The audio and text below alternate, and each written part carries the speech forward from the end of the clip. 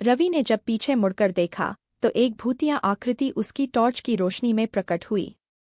वह आकृति एक औरत की थी, जिसके लंबे बिखरे बाल और काले गड्ढों जैसी आंखें थीं। उसके सफ़ेद लिबास पर खून के धब्बे थे। वह औरत धीरे धीरे रवि की ओर बढ़ रही थी।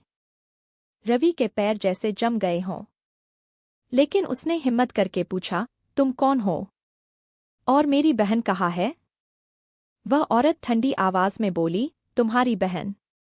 उसने मेरी मदद करने की कोशिश की थी, लेकिन अब वह भी इस हवेली का हिस्सा बन चुकी है, जैसे और लोग बन चुके हैं। रवि ने हैरानी और डर के साथ पूछा, तुम्हारा मतलब क्या है? वह औरत हंसने लगी, उसकी हंसी हवेली की दीवारों से टकराकर गूंजने लगी। उसने कहा, यह हवेली सिर्फ एक मकान नहीं है, यह एक पिंजरा है। यह उन आत्माओं को कैद करती है जो यहाँ आकर किसी कारणवश मारी जाती हैं। मैं भी उन आत्माओं में से एक हूँ। रवि ने थोड़ा हिम्मत दिखाते हुए पूछा, मुझे मेरी बहन चाहिए। वह कहाँ है? क्या तुम उसकी मदद कर सकती हो?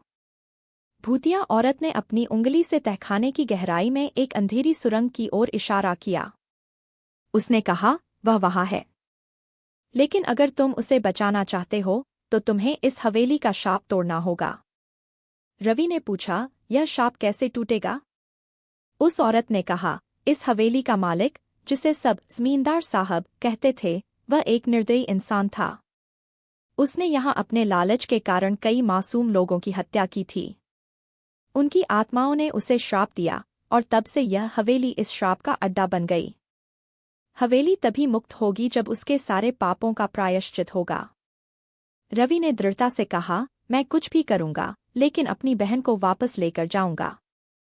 वह औरत बोली, इस सुरंग के अंत में एक कमरे में जमींदार की आत्मा कैद है। लेकिन सावधान रहना, वह आत्मा बहुत शक्तिशाली है। वह तुम्हें रोकने की कोशिश करेगी। अगर तुम उसे हराने में कामयाब हो गए तो हवेली का शाप टूट जाएगा। लेकिन अगर तुम हार गए तो तुम भी हमेशा के लिए यहाँ फंस जाओगे। रवि ने साहस जुटाया और सुरंग के अंदर प्रवेश किया। वहाँ हर तरफ अंधेरा था और टॉर्च की रोशनी भी मंद पड़ने लगी। अचानक उसे अपनी बहन की चीखें सुनाई दीं। भैया, मुझे बचाओ। रवि ने आवाज का पीछा किया और एक बड़े, पुराने कमरे में पहुंच गया। कमरे के बीचों बीच एक पुराना सिंहासन था, जिस पर एक विकृत आकृति बैठी हुई थी। उसकी लाल जलती हुई आंखें सीधे रवि पर टिकी थीं। वह जमींदार की आत्मा थी। जमींदार की आत्मा ने गूंजती आवाज में कहा, तुमने बड़ी हिम्मत दिखाई, लेकिन यहाँ से कोई वापस नहीं जाता। रवि ने हिम्मत करके कहा, मैं यहाँ तुम्हारे श्राप को खत्म करने आया हूँ।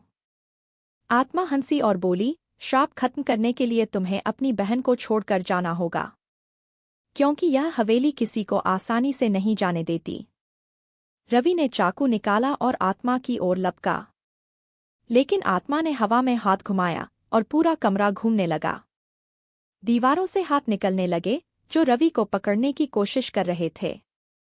रवि ने अपने डर को पीछे छोड़ते हुए जोर से चिल्लाया, मैं हार नहीं मानने वाला। उसने सिंहासन की ओर छलांग लगाई और सिंहासन के पीछे रखी एक पुरानी तलवार को देखा, जिस पर संस्कृत में मंत्र लिखे हुए थे।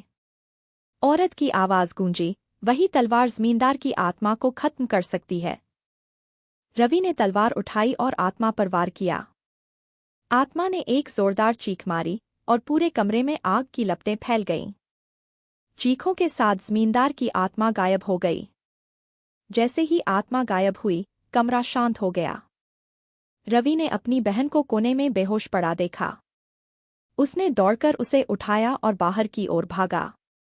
हवेली से बाहर निकलते ही पूरी हवेली अचानक जमीन में धंसने लगी। हवेली के साथ साथ वह श्राप भी हमेशा के लिए खत्म हो गया।